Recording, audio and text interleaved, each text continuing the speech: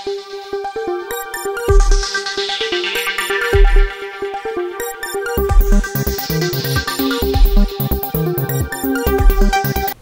के साबिका वजीर आला और बीआरएस पार्टी के सरबराह ने कांग्रेस पार्टी पर इल्ज़ाम लगाया है कि कांग्रेस पार्टी ने झूठ बोला और 6 जमानतों का बहाना करके पूरे तेलंगाना की आवाम को धोखा दिया है।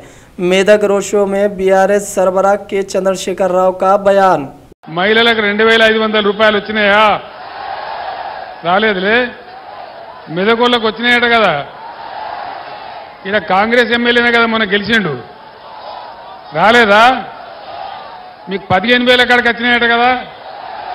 అంటే మోసం అయిందా? దగా అయిందా? పాతయి కూడా కనీసం వాళ్ళు అమలు చేసే పరిస్థితులలో లేరు. రైతు బంధు కూడా ఇయ్యలే. నేను అన్నాడు 1 లక్ష రూపాయల వరకు రుణమాఫీ చేస్తా అని 30,000 కోట్ల రూపాయలు మీకు రుణమాఫీ చేసినాం. ముఖ్యమంత్రి చెప్పినాడు మీరు పరిగెత్తండి, మీరు 2 లక్షల రుణం తీసుకోండి.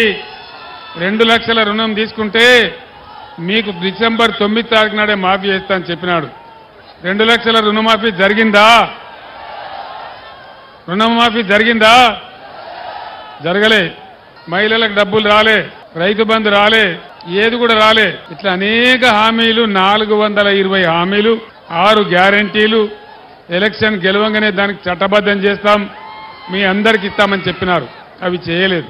అవి చేయకపోగా బీఆర్ఎస్ గవర్నమెంట్ ఉన్నప్పుడు ఉన్న స్కీములు కూడా సరి అయిన పద్ధతిలో కనీసం వాటిని కూడా చేయడం లేదు.